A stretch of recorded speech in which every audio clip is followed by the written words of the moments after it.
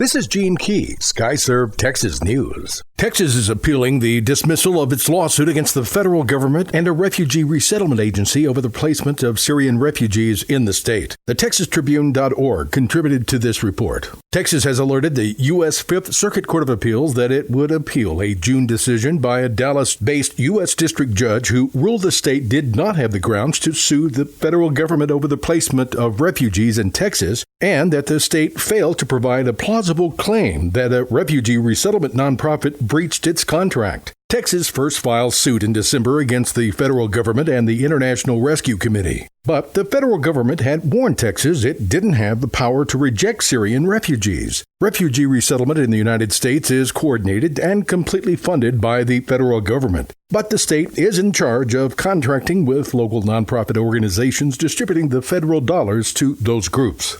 The Coast Guard rescues 2 men in Galveston Bay. KHOU.com contributed to this report from Houston. The Coast Guard rescued 2 boaters in Galveston Bay on Wednesday, including an 18-year-old who just enlisted in the Coast Guard himself. David Furman and Will Hunter made a mayday call around 9:45 Wednesday morning when their 17-foot Boston whaler boat flipped 5 miles away from Kemah. Crews were unable to communicate with the men on the radio at first. The Coast Guard eventually found the pair 15 feet from the shoreline with Furman in bad shape. Coast Guard members pulled Furman to safety. He was taken to Ellington Field by helicopter and Hunter by boat. Hunter will be attending the Coast Guard boot camp in New Jersey in September before heading to Washington State for lifeboat school. The Houston-Galveston Coast Guard say they assisted or saved nearly 1,800 lives last year alone. Unfortunately, 17 people died last year because they weren't wearing their life jacket.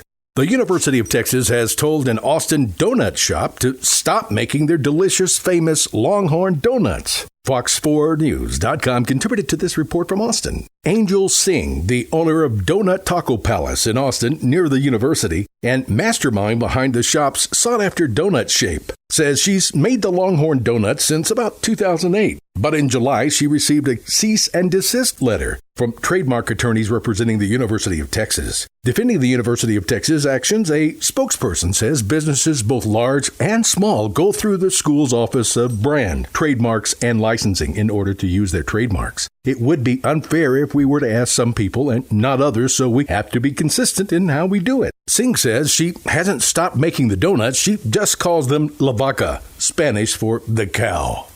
Visit us on YouTube, Facebook, or Twitter at Skyserve News Service. This is Gene Key, Skyserve Texas News.